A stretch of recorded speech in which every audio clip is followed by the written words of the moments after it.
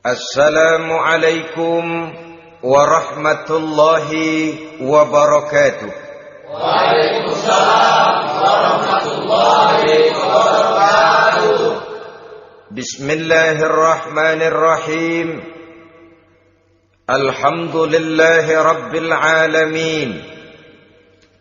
Wal aqibatu lil muttaqin. Wala udwana illa 'alal zalimin.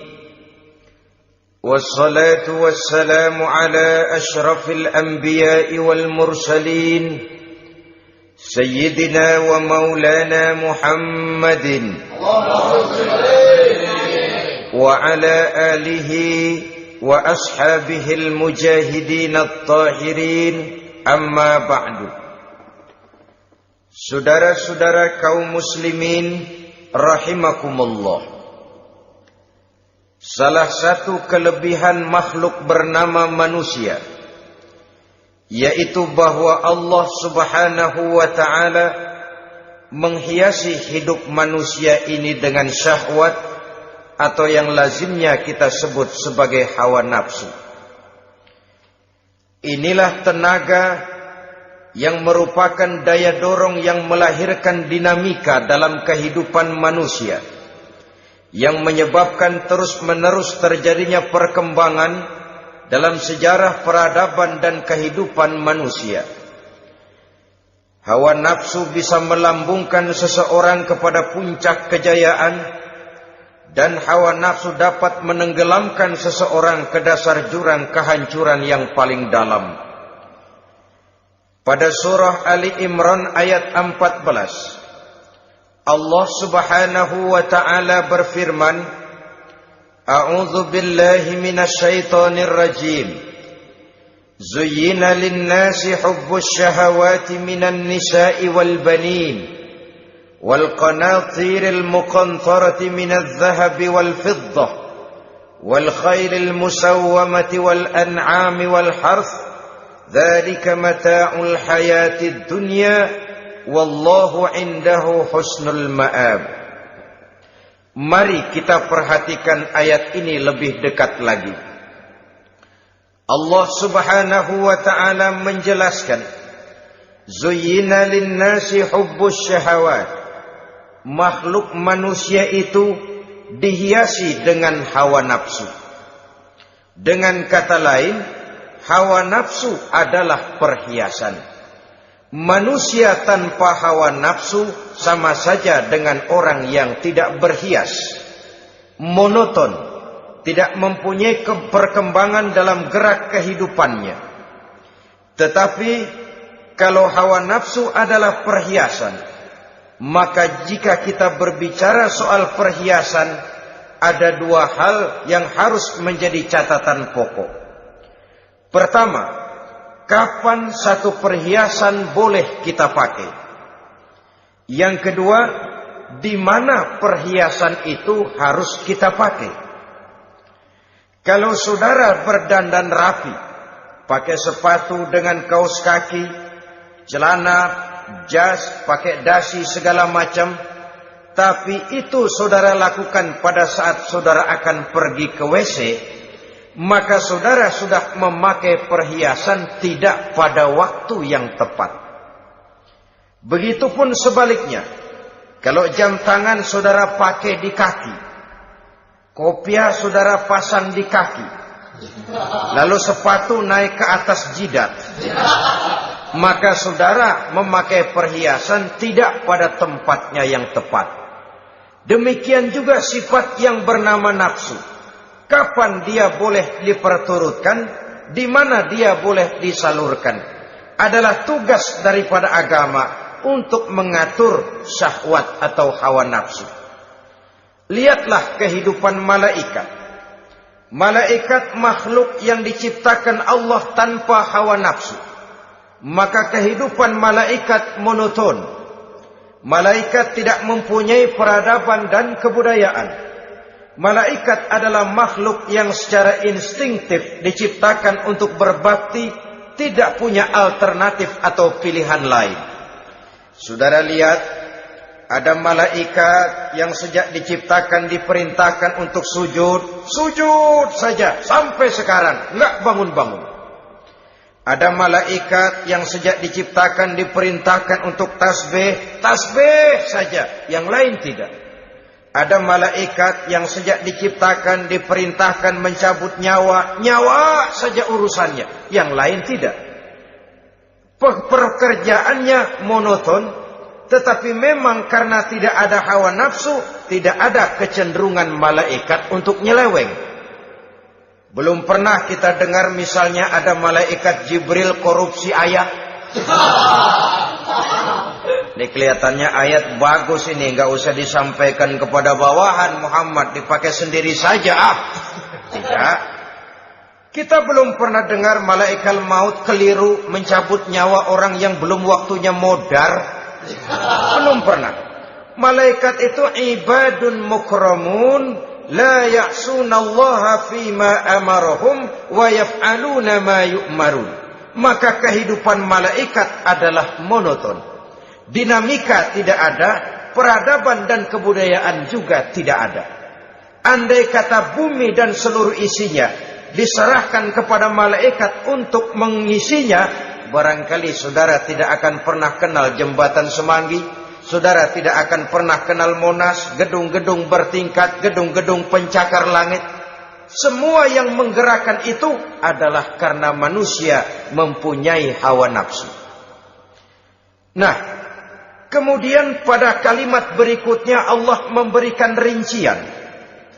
Apa nafsu kepada apa yang paling menonjol dalam kehidupan manusia itu? Pertama, minan nisa, hawa nafsu kepada perempuan. Ini tentu yang ditujukan laki-laki. Dimanapun saja makhluk bernama laki-laki, kalau dia normal, tidak impoten, mesti suka kepada perempuan. Itu wajar, bin pantas alias normal. Tetapi tadi saya katakan di awal, nafsu kepada perempuan adalah perhiasan.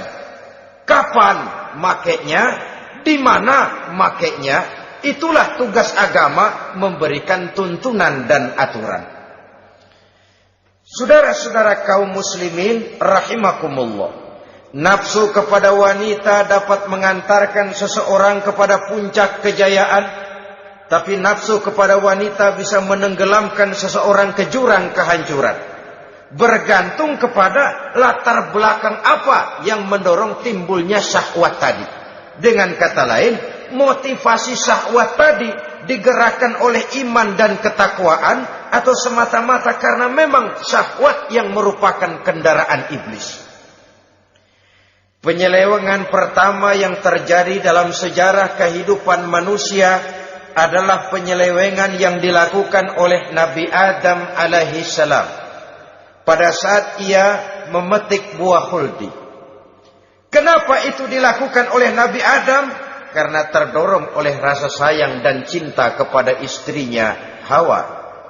Sebenarnya Hawa lah yang merajuk, Siti Hawa lah yang membujuk, dan Nabi Adam oleh karena syahwatnya kepada istrinya memperturutkan bujukan Siti Hawa itu.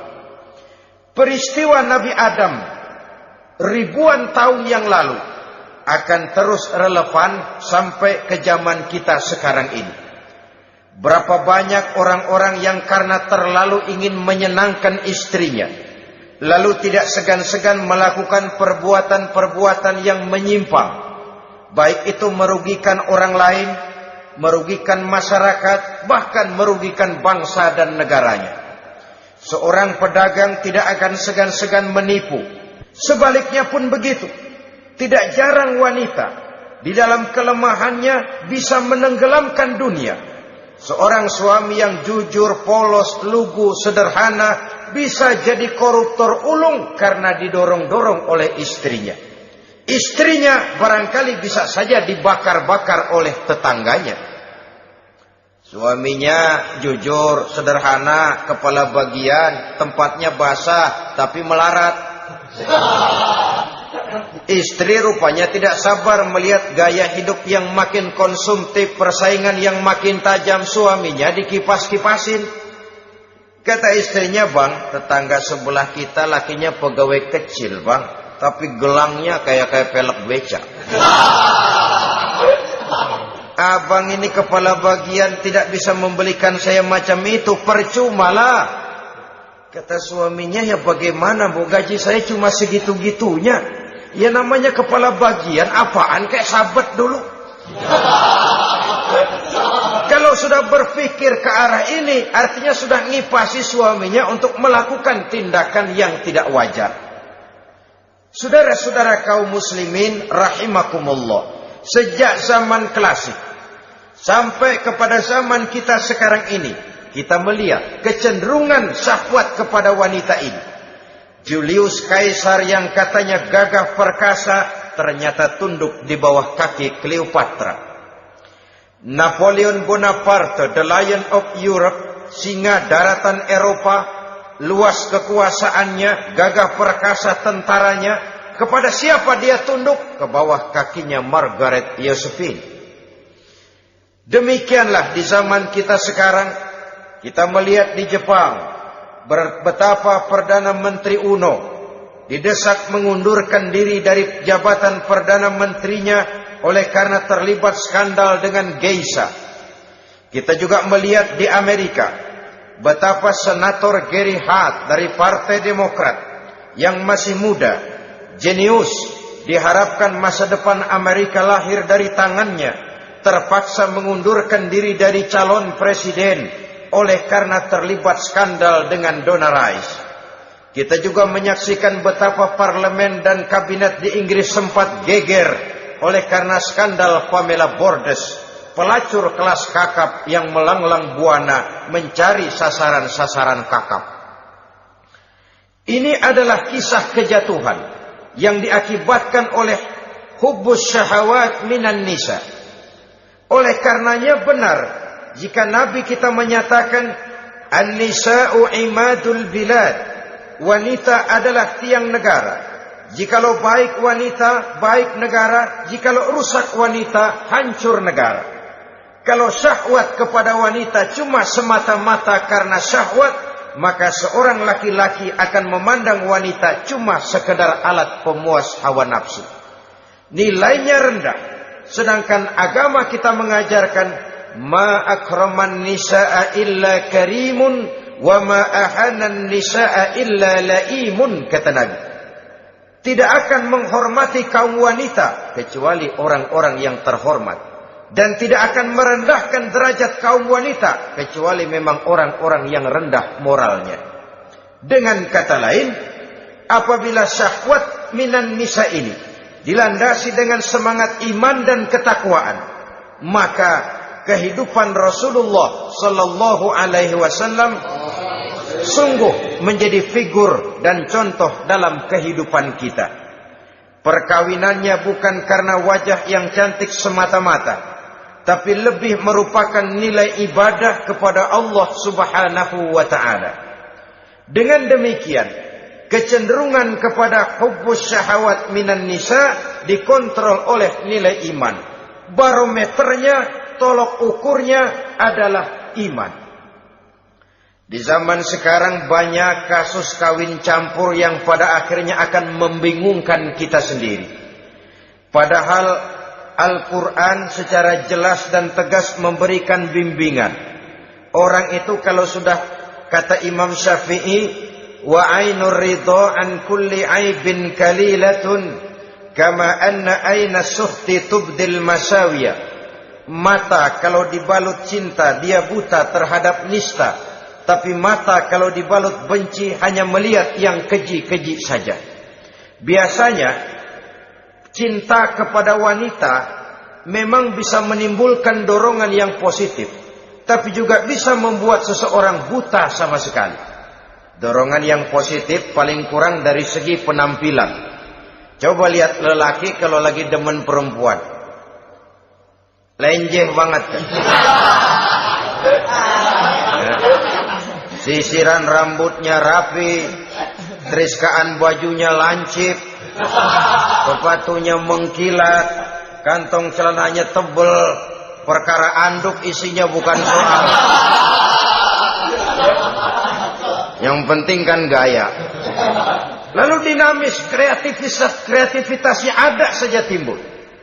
Tapi pada sisi lain, jikalau orang sudah kehilangan pertimbangan, juga kadang-kadang tidak segan-segan mengorbankan akidah, mengorbankan nilai-nilai iman. Padahal ini taruhan utama, sampai Quran dengan tegas memberikan peringatan. Wala ammatun mu'minatun khairun min musyrikatin walau a'jabatkum. Perempuan budak yang hitam legam, kalau beriman, itu lebih baik untuk dinikahi daripada wanita cantik berkulit kuning langsat tapi musyrik. Lebih baik budak yang hitam legam beriman daripada wanita cantik berkulit kuning langsat berhati bangsat. Tapi kita kadang kehilangan pertimbangan. Karena agama, karena cinta agama digadaikan. Karena cinta akidah terjual. Karena cinta keyakinan jadi korban. Ini semua penyakit yang datang dari hubbus syahawat minan nisa. Kecenderungan mengumbar nafsu kepada perempuan. Ini memang perhiasan, tapi bisa juga jadi bumerang dalam kehidupan manusia. Berapa banyak penyelewengan terjadi karena pengaruh wanita yang tidak bisa jadi bisa. Ini pengaruh di dalam kehidupan memang sedemikian besarnya. Sehingga saudara-saudara kaum muslimin, inilah yang perlu dikendalikan dalam kehidupan, kapan dan di mana. Kalau nafsu adalah perhiasan, kapan dan di mana perhiasan itu harus kita pakai. Di mana dia harus kita tempatkan. Begitu juga yang menyangkut soal perempuan. Kapan? Ya kapan? Tentu kalau sudah nikah. Di mana? Yang jelas bukan di depan umum.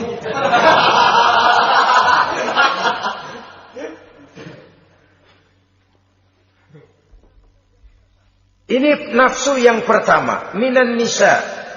Yang kedua, wal banin. Dihiasi juga manusia dengan kecintaan kepada banin. Makna banin di sini ay al-aulad, anak-anak laki. Kenapa disebut banin, anak-anak laki? Karena pertama, sering anak laki itu lebih jadi kebanggaan buat orang tuanya ketimbang anak perempuan.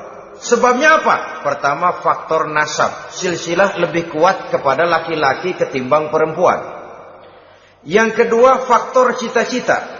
Orang tua kalau punya anak laki-laki, cita-citanya panjang. Nak, kau nanti jadi dokter ya. Nak, jadi insinyur ya. Nak, jadi pilot ya. Nak, jadi pengusaha ya. Nak, jadi presiden ya. Tapi kalau dia punya anak perempuan, paling, ya nak, mudah-mudahan nanti kamu dapat jodoh orang baik nak. Dapat jodoh orang soleh. Saudara-saudara, yang ketiga, anak perempuan itu kalau sudah berkeluarga, biasanya pindah kepada lingkungan keluarga lain.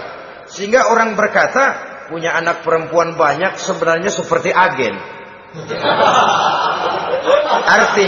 Artinya ada yang mau bawa, kan gitu. Ada yang minta, ambil. Ada yang berminat, buntel. Paling dia nengokin orang tuanya ya lebaran. Ya syukur kalau sebulan sekali atau seminggu sekali. Tapi minimnya kan lebaran. Dengan demikian dari garis nasab ini lebih kuat al-banin ketimbang al-banat. Manusia dihiasi dengan kecintaan kepada anak-anak. Sering karena terlalu cinta kepada anak, kita menjerumuskan anak. Terlalu sayang kepada anak, segala maunya kita perturutkan tanpa kendali dan kendala. Akhirnya sifat yang demikian itu malah mendorong anak untuk manja, tidak percaya kepada kemampuan yang dimilikinya, selalu mengandalkan kepada kebesaran, kemampuan daripada orang-orang yang dibanggakannya itu. dan dalam kondisi demikian kedewasaan dan tanggung jawabnya akan lambat berkembang. Maka Allah Subhanahu wa taala memperingatkan bahwa harta dan anak bisa menjadi fitnah. Dalam ayat lain Allah juga memperingatkan, ya ayyuhalladzina amanu la tulhikum amwalukum wa auladukum an dzikrillah. Wahai orang-orang yang beriman, jangan sampai hartamu dan anak-anakmu memalingkan kamu daripada mengingat Allah. Jangan sampai kesibukanmu kepada anak dan harta benda menyebabkan kamu sampai lupa mengingat Allah Subhanahu wa ta'ala. Berapa banyak manusia yang tenggelam dengan melupakan Allah, jauh dari agama, jauh dari tuntunan syariat, oleh karena disibukkan oleh persoalan anak dan persoalan harta benda. Maka satu-satunya jalan, jikalau kita tidak ingin anak kita sampai memalingkan kita daripada mengingat Allah, nilai-nilai keimanan harus ditanamkan kepada mereka sedini mungkin. Dengan bekal ini, maka mereka, anak-anak kita, insya Allah tidak akan membuat kita orang-orang tua ini berpaling daripada mengingat Allah, berpaling daripada kehidupan beragama. Memang karena anaklah kita orang tua peras keringat banting tulang, pergi pagi pulang sore cari nafkah. Karena anaklah kita orang tua kepala jadi kaki, kaki jadi kepala.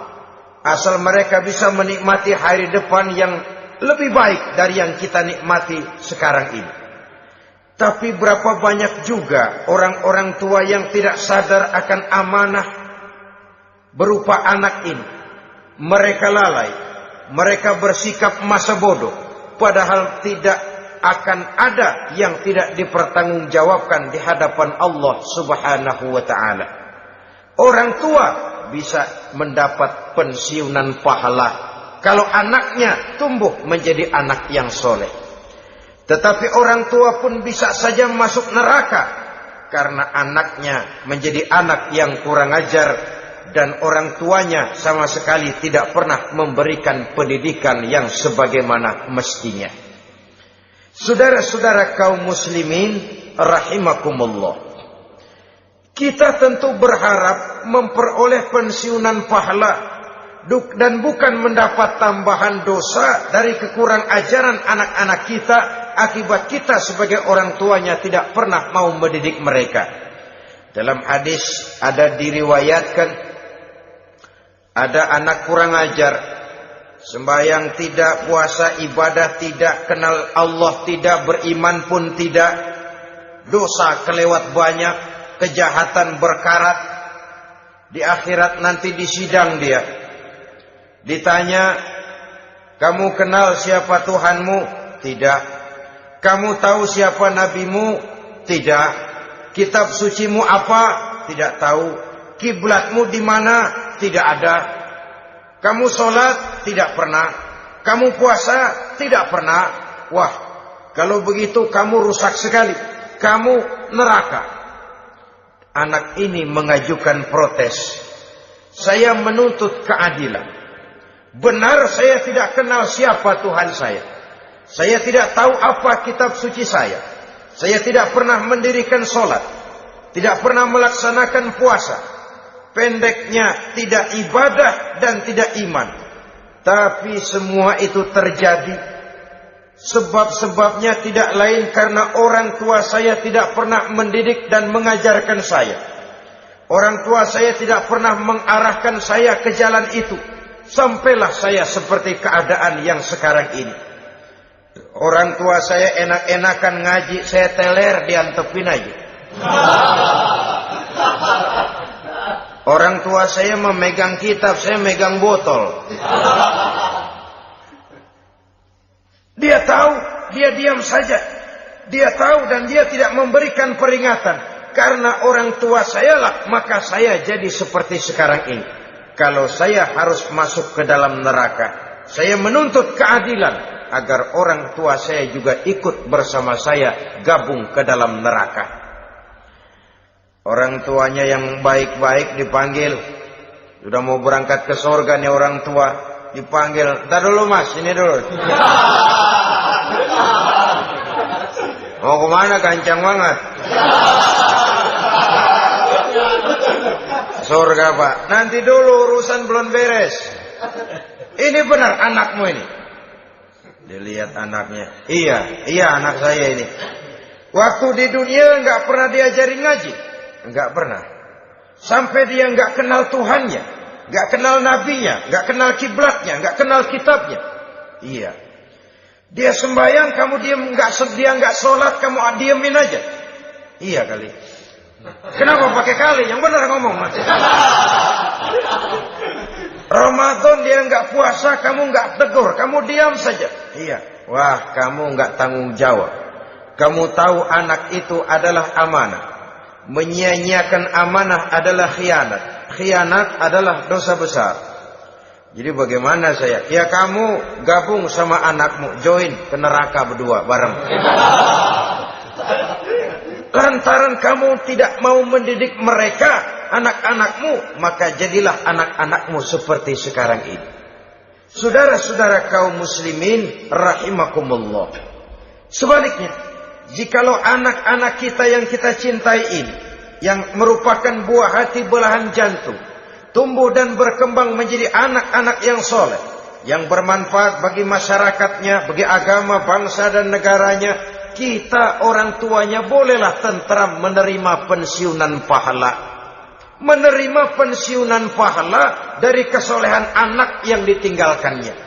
Alangkah nikmatnya mendapat pensiunan pahala. Terbaring kita di bawah pohon kemboja, nilai kebaikan kita dikenal orang, nama kita akan tetap hidup.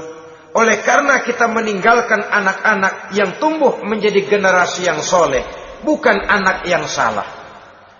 Oleh karenanya, kecintaan kepada anak jangan sampai membuat kita lalai dari mengarahkan mereka kepada kehidupan beragama.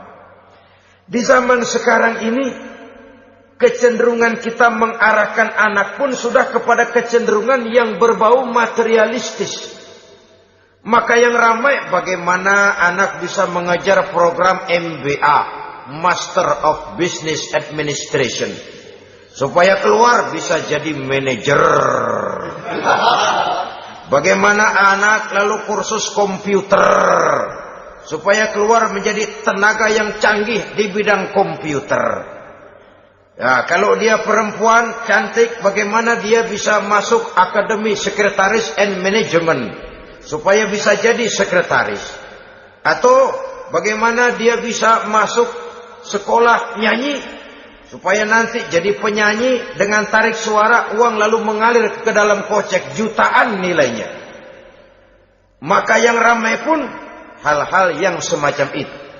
Dalam pada itu, pengajian, kursus-kursus keagamaan, studi-studi klub yang membicarakan masalah-masalah agama, ramainya kadang-kadang kalau bulan Ramadan, dianggap training center. Ya lumayan, daripada tidak sama sekali mah lumayan. Tapi dengan demikian ini kan merupakan bagian terpokok dari kehidupan manusia. Alangkah idealnya jika dia mengantongi gelar MBA, Master of Business Administration, tapi punya nilai iman yang tangguh, ahli komputer, tapi punya keyakinan beragama yang mantap. Dan ini harus ditanamkan lebih dahulu sebelum dia menguasai disiplin ilmu yang lainnya. Saudara-saudara kaum muslimin rahimakumullah, kecintaan kepada anak-anak sering mendorong seseorang untuk menimbulkan sifat nepotisme. Segalanya serba garis keturunan. Sejak ia jalur birokrasi sampai ke dalam kehidupan sehari-hari, nepotisme ini bisa terlihat.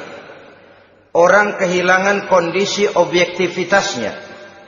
Mampu atau tidak soal lain. Bidangnya atau tidak bukan soal. Yang penting masih ada hubungan keturunan.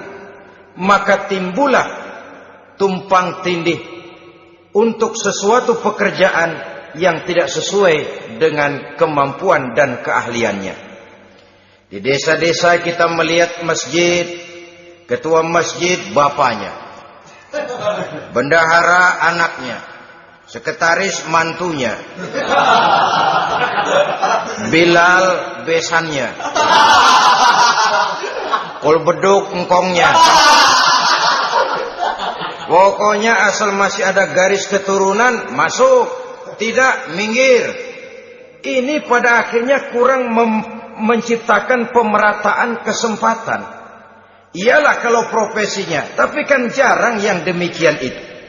Kita boleh cinta kepada anak-anak kita, tapi jangan lalu mempergunakan posisi yang kebetulan kita gunakan untuk menempatkan anak-anak kita lebih dari kemampuan yang mereka miliki. Nepotisme yang lahir. Sehingga ini bukan saja tidak mendidik, tapi mengakibatkan terjadinya tumpang tindih. Tidak lagi berprinsip the right man on the right job, bahwa orang harus ditempatkan sesuai dengan keahliannya.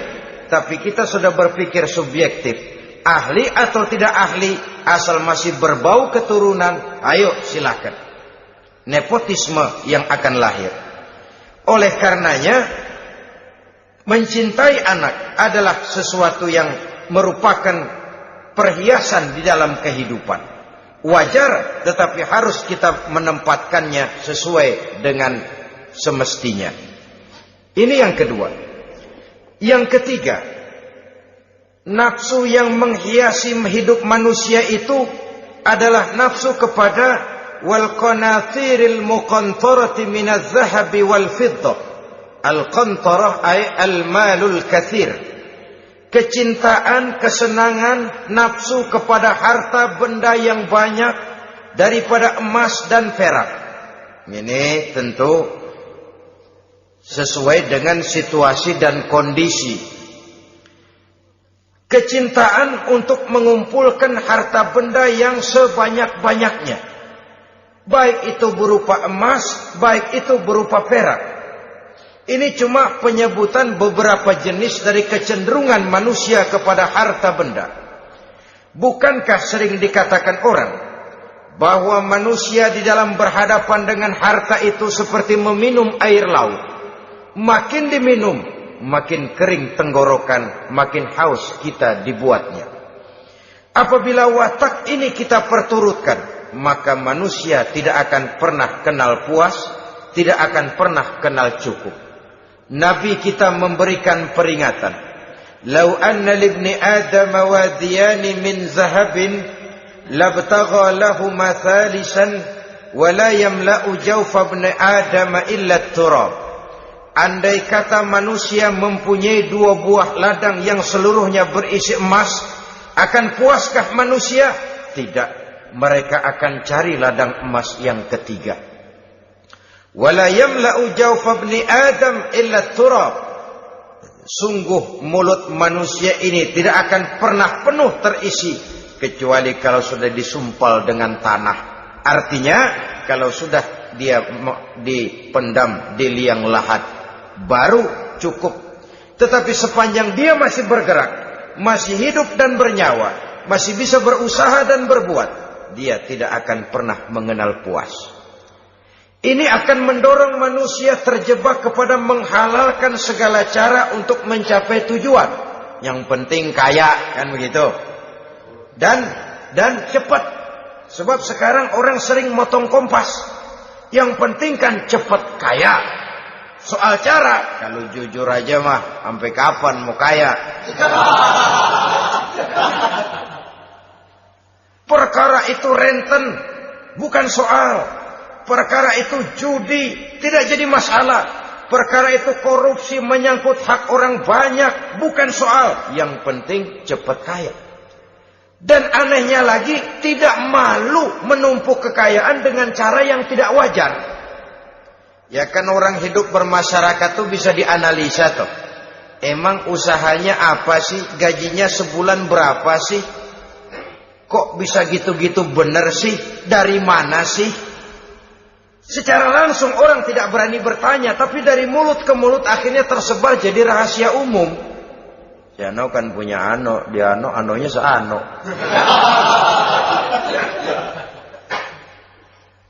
Ini bisa jadi bahan pertanyaan dalam kehidupan. Akhirnya jadi gunjingan. Orang sudah tidak terlalu peduli dari mana kekayaan itu diperoleh. Yang penting kaya. Dengan menghalalkan segala macam cara. Terjebaklah ke dalam cara-cara mafia. Terjebaklah ke dalam cara-cara yang tidak wajar, tidak bijaksana. Memperkuat klik, clean. Dengan menghantam yang lain. Saudara-saudara kaum muslimin rahimakumullah. Bahwa manusia punya nafsu ingin kaya, itu boleh. Boleh. Agama memberikan tuntunan, memberikan aturan.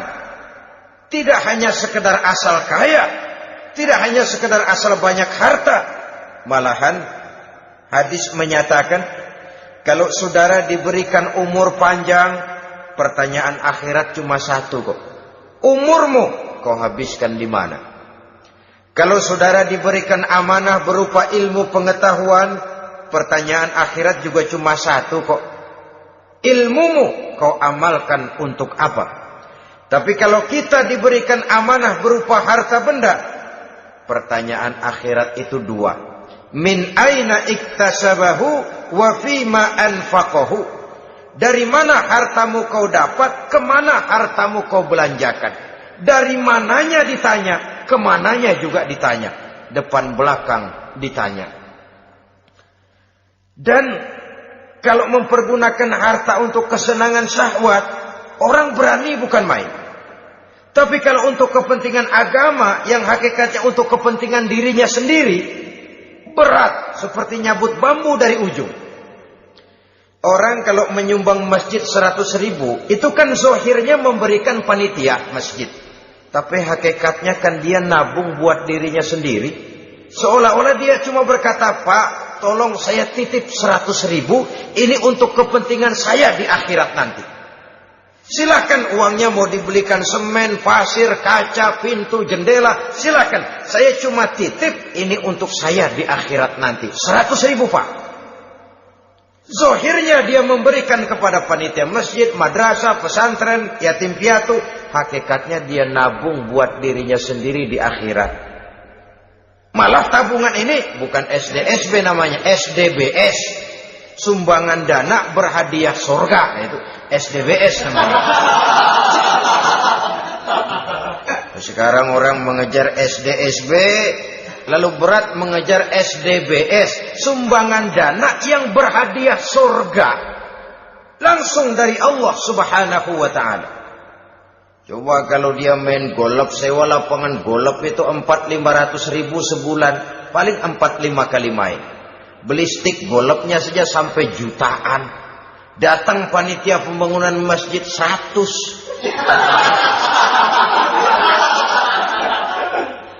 Minta didoain masuk surga lagi.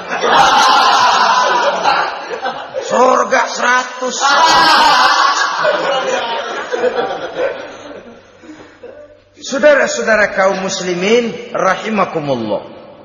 Kecintaan kepada harta benda yang banyak, baik berupa emas, berupa perak, mendorong orang untuk berlomba-lomba yang Allah peringatkan dalam Al-Quran. Alhaakumut takatsur hatta zurtumul maqabir. Kamu telah lalai akibat kamu berlomba-lomba memperbanyak materi dunia.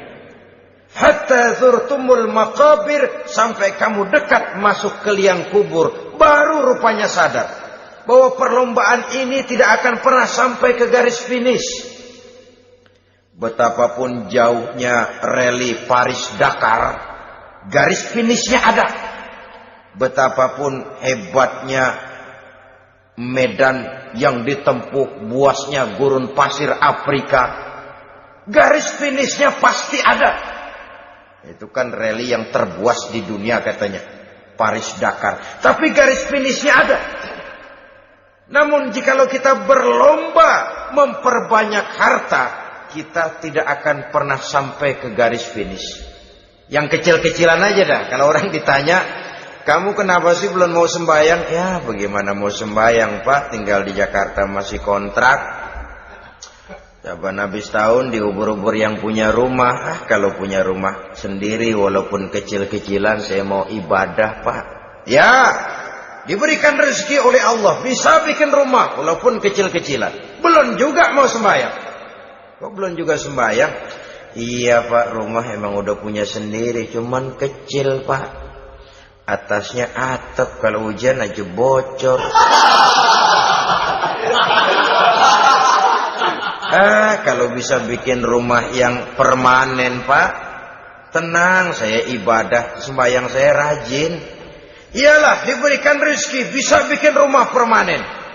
Bagus rumahnya. Lain lagi. Iya, rumah sudah permanen, tembok, ubin. Cuman isinya belum ada Pak, perabotannya. Duh. Kalau punya peralatan rumah tangga yang memadai, tenang, saya ibadah. Diberikan juga rezeki, bisa beli perabotan rumah tangga yang lumayan. Di atas tekelnya sudah pakai karpet, mebelnya spaghetti, tempat tidurnya alga spring bed, dan lo-pilo, ada kulkas, ada TV, di sebelah TV ada kunci mobil. Kuncinya mobilnya.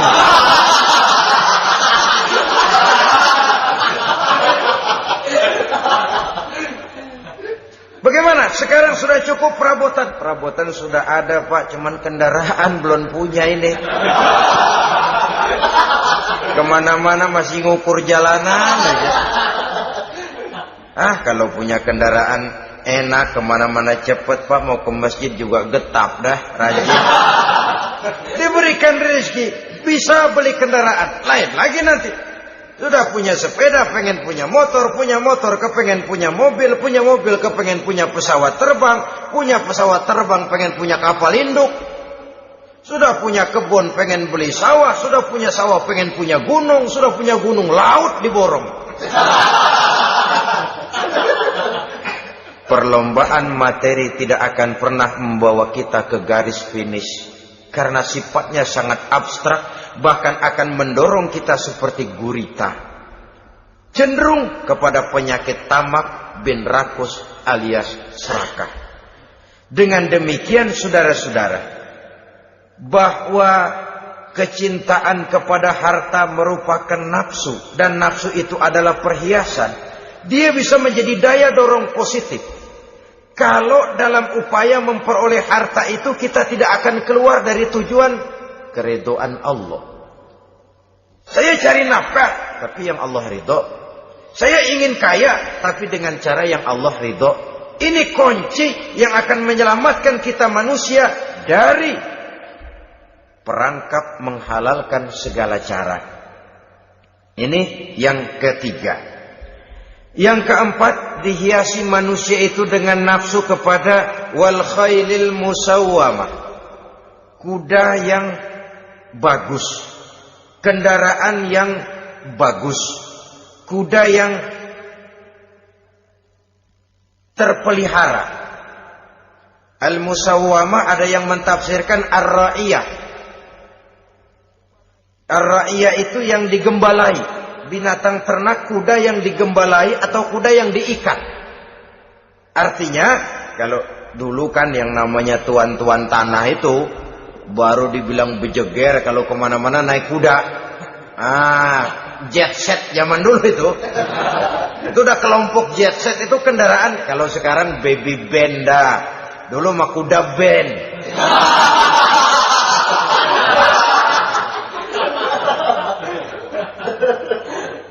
Manusia punya kecenderungan suka kepada kendaraan.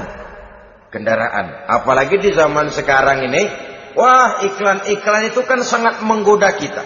Melayani segala macam bentuk penjualan. Nah, ini lalu terangsang biar duit cekak. Kalau udah ngebaca itu, wah berani banget dah.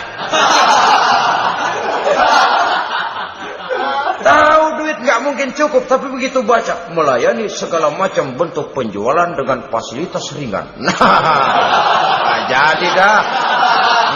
Jadi juga punya mobil, jadi dah. Perkara utang itu bakal nyekek leher, bukan soal. Kasihan saudara-saudara kita di daerah-daerah yang terjebak kepada iklan-iklan merangsang, yang akhirnya di luar kemampuan. Sehingga terjebak pada saat dia harus mengembalikan kredit, dia tidak mampu, barang disita, uang hangus, nyengir deh. Bekipas sembari tahlil. Habis arang besi binasa. Bahwa kita menginginkan kendaraan yang serba baik, silahkan. Tiap akhir tahun ganti merek, keluar yang baru, ganti lagi. Itu kalau orang yang mampu. Buat kita yang tidak mampu, kenapa tidak bersyukur melihat yang lebih rendah di bawah kita? Alhamdulillah kita punya mobil, tangga kita cuman punya motor. Yang punya motor, syukur kita punya motor bisa rada cepetan. Tangga sebelah punya sepeda, mana-mana kekejek mulu. Yang punya sepeda, alhamdulillah punya sepeda. Tangga sebelah kemana-mana jalan kaki. Yang jalan kaki, syukur masih bisa jalan. Teman sebelah lumpuh bertahun-tahun gak. Yang lumpuh, alhamdulillah masih hidup. Tangga sebelah kemarin out, nggak balik lagi. Saudara-saudara, saya pikir menengok ke atas itu perlu supaya ada rangsangan kita untuk maju. Tapi menengok ke bawah pun juga lebih perlu agar kita mensyukuri yang ada dan tidak suudzon, tidak buruk sangka kepada Allah. Apa yang diberikan Allah kepada kita sekarang ini, itulah yang terbaik menurut Allah untuk kita. Saudara-saudara kaum muslimin rahimakumullah. Dahulu ada seorang pemuda, matanya buta. Dia mengeluh, ya Allah, kenapa saya dilahirkan dalam keadaan buta? Apa dosa saya? Apa salah saya? Andai kata saya tidak buta, saya melihat keindahan alam ini, saya lebih akan bersyukur kepadamu ya Allah. Nah, sudah, dia berburuk sangka kepada Allah. Satu hari, ini Raja Baduy di pedalaman mengerahkan tentaranya menculik anak-anak muda. Ini Raja Baduy ini kanibal, artinya suka makan daging manusia. Anak-anak muda ini diculik. Yang masih muda-muda ya, kalau kambing muda itu kan di sop rada sedap. Rupanya ini Raja kanibal ini begitu. Anak-anak muda termasuk ya pemuda yang buta tadi itu kena culik. Ya sudah diculik, rawatlah di istana raja ini, diberikan pakaian bagus, dikasih makan serba enak. Sebab apa? Supaya badannya gemuk. Setelah gemuk nanti dipotong di sop legit. Udah, kerjanya cuma makan tidur, fasilitas nikmat, tidur enak. Ya, ada giliran dapat 1 bulan 2 bulan kemudian, ketika mau diambil anak-anak muda ini, raja sendiri yang milih mana yang disop duluan nih. Sampai giliran anak muda yang buta ini, raja geleng kepala. Yang begini mah buta, dagingnya nggak enak. Ini satu lepas aja, lepas. Saya mau makan daging orang buta, lepas aja. Pulang ini anak muda, batinnya bersyukur, sujud syukur, ya Allah, katanya untung saya buta. Coba kalau saya nggak buta udah habis saya disop. 2 bulan yang lalu dia mengeluh, ya Allah, kenapa saya dilahirkan dalam keadaan buta? Sekarang dalam pulang ke rumah, perjalanan menuju ke rumah, dia berkata, alhamdulillah, andai kata saya tidak buta, habis badan saya disop oleh raja yang kanibal tadi. Saudara-saudara kaum muslimin rahimakumullah. Jadi dengan demikian pola hidup yang konsumtif sesungguhnya sangat tidak mendidik apabila dilatar belakangi oleh kemampuan yang tidak menunjang. Dengan demikian setidaknya mendidik orang untuk berkhayal. Anak-anak muda sama merek mobil ngerti banget dah. Punya kagak? Ini BMW model terakhir nih. Nih kemarin gue ngeliat di sana, gue megang rame.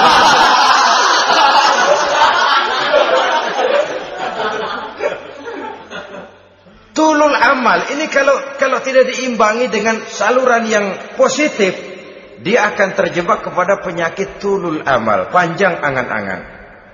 Baiklah ya, wal khailil musawwamah. Yang keempat, yang kelima maksud saya, wal an'am, cinta kepada binatang ternak.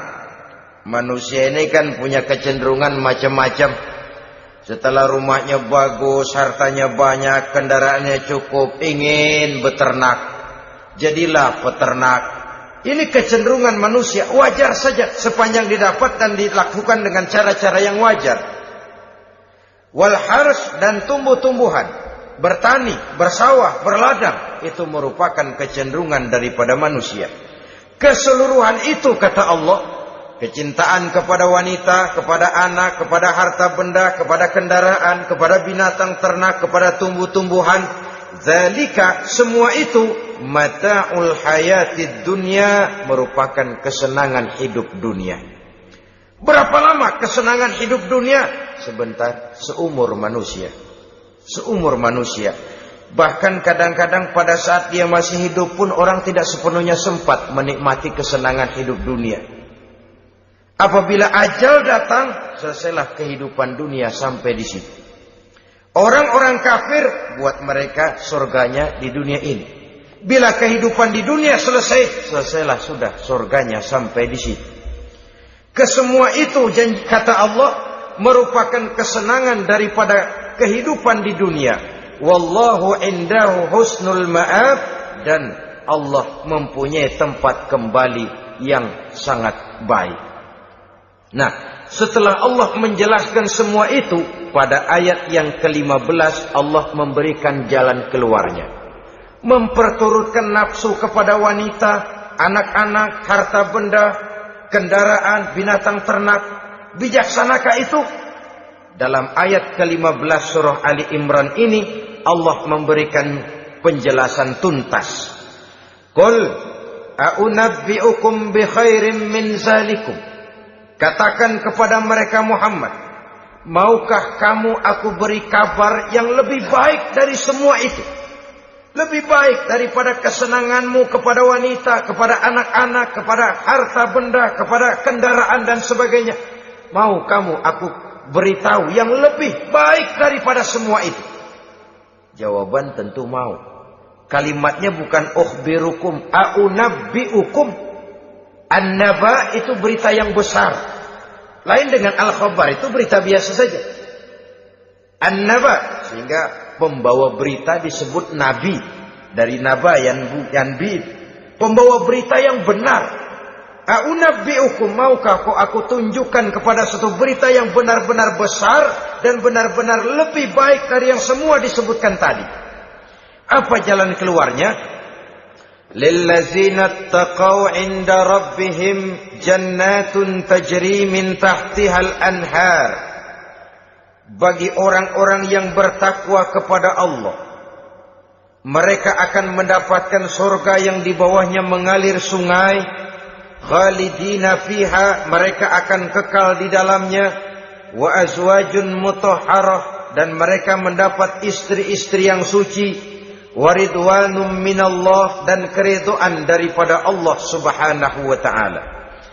Kalau kamu hai orang-orang yang beriman, kalau kamu hai manusia menyangka bahwa nafsu kepada wanita, anak-anak, mengumpulkan harta benda, kendaraan yang menarik, binatang ternak dan tumbuh-tumbuhan itulah yang lebih baik untuk kesenangan dunia, memang itu kesenangan dunia.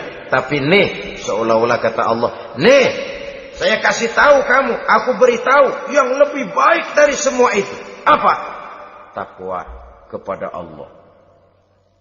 Kecintaan kepada wanita. Kalau takwa dasarnya, orang nggak amburadul, nggak semrawut, nggak pokoknya gue masalah perempuan dan membuat terus. Tapi punya kaidah, punya norma. Demikian juga kepada anak-anaknya. Demikian juga kepada harta benda. Pokoknya asal harta, mau halal mau haram, tekuk terus dah. Semuanya dilandasi oleh taqaw, lillazina taqaw, oleh ketakwaan kepada Allah. Nah, ketakwaan ini akan menghasilkan apa? Inda rabbihim jannatun tajri min tahtihal anhar. Menghasilkan surga yang di bawahnya mengalir sungai-sungai. Saudara-saudara kaum muslimin rahimakumullah. Jika kita menyangka bahwa wanita bisa memberikan kesenangan, iya, kesenangan dunia. Jika kita menyangka bahwa harta benda bisa memberikan kesenangan, iya, kesenangan dunia. Jika kita menyangka bahwa kendaraan bisa memberikan kesenangan, iya, kesenangan dunia. Tapi kita tidak cuma ingin itu, kita ingin itu semua juga bisa membawa kesenangan akhirat. Caranya landasi dengan takwa. Kesenangan kepada wanita didasari dengan takwa. Maka jangan jadikan wanita cuma sekedar alat pemuas hawa nafsu.